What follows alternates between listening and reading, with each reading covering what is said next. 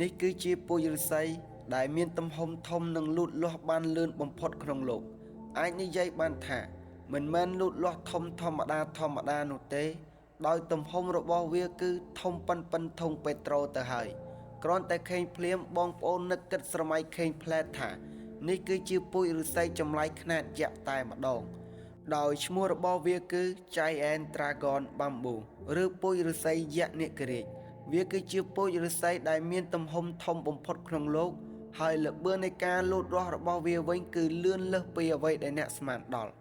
ឫស្សីយក្សនាគរាជគឺគេបានរកឃើញសម្បូរបំផុតនៅតាមតំបន់មួយចំនួនតាមជួរភ្នំនៃប្រទេសចិនជាពិសេសនៅខេត្តយូណានជាតំបន់ភូមិសាស្ត្រដែលសម្បូរទៅដោយជ្រលងភ្នំនិងព្រៃធម្មជាតិដែលអ្នកវិទ្យាសាស្ត្របានរកឃើញថាឫស្សីមួយប្រភេទនេះវាអាចលូតលាស់បានយ៉ាងឆាប់រហ័សនិងអាចតស៊ូជាមួយនឹងបញ្ហាអាកាសធាតុប្រែប្រួលបានគ្រប់កាលៈទេសៈហើយបើអ្នកធ្លាប់បានឃើញពូជឫស្សីណាដែលមានទំហំធំនិងលូតលាស់លឿនសូមកុំគិតថាវាអស្ចារ្យជាងគេលើโลกអីបើសិនជាអ្នកមិនទាន់បានឃើញពូជឫស្សីយក្សនាគរាជព្រោះពីល្ងាចវាអាចនឹងមានទំហំប៉ុនកជើងហើយបើអ្នកហ៊ានដេកតែប៉ុន្មានម៉ោងវាអាចនឹងធំដល់ធុងពេត្រូក៏ថាបានព្រោះកន្លងមកវាត្រូវបានគេរកឃើញថា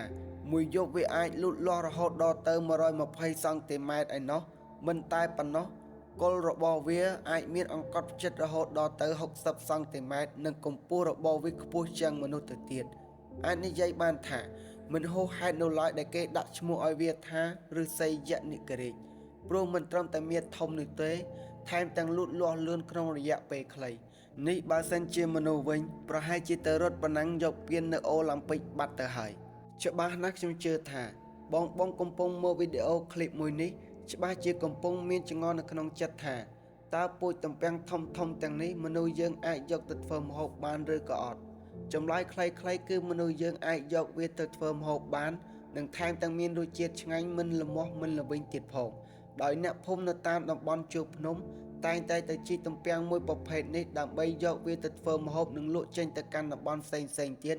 សម្រាប់ប្រកបមុខរបរចិញ្ចឹមជីវិតរបស់ពួកគាត់ផងដែរហើយទំពាំងមួយប្រភេទនេះថែមទាំងលក់បានថ្លៃថែមទៀតផងមិនតែប៉ុណ្ណោះដើមរបស់វាគឺមានប្រយោជន៍ជាងការដែលយើងជីកជាទំពាំងទៅទៀតបងមើលទៅពូម្នាក់នេះលីវាទៅចោះទំហំត្រឹមតែមួយកង់នោះទេគាត់លីឡើងចង់បាក់ស្មាទៅហើយដោយគេតែងតែទៅកាប់ពូជឫស្សីណាដែលចាស់ល្មមដើម្បីធ្វើជាឧស្សាហកម្មសាងសង់មិនថាសាងសង់ផ្ទះតុកទូឬគ្រឿងសង្ហារឹមនឹងអាចយកទៅប្រើប្រាស់ទៅលើតម្រូវការផ្សេងជាច្រើនទៀតអ្វីដែលសំខាន់ជាងនេះទៀតនោះវាគឺជាអ្នកជួយសង្គ្រោះបរិស្ថានដ៏សំខាន់បំផុតព្រោះឫស្សីយក្សនាគរាជមានសមត្ថភាពក្នុងការស្រូបយកកាបូនឌីអុកស៊ីតនិងជួយបង្កើតអុកស៊ីសែនទៅកាន់បរិយាកាសធ្វើឲ្យមនុស្សងាយស្រួលក្នុងការដកដង្ហើមនិងជួយកាត់បន្ថយការឡើងកម្ដៅរបស់ផែនដីផងដែរអាចនិយាយបានថារុក្ខជាតិមួយប្រភេទនេះគឺជារុក្ខជាតិដែលទេវតាប្រទានសម្រាប់មនុស្សលោកនិងផែនដីសពសត្វទាំងពួងតែម្ដងជាចុងក្រោយខ្ញុំសូមអរគុណនិងសូមជម្រាបលាជួបគ្នាជាបន្តបន្ទាប់នៅវីដេអូក្រោយសូមកុំភ្លេចមើលថែខ្លួនឯងថែសុខភាពស្រឡាញ់ខ្លួនឯងឲ្យបានច្រើនអរគុណអ្នកទាំងអស់គ្នា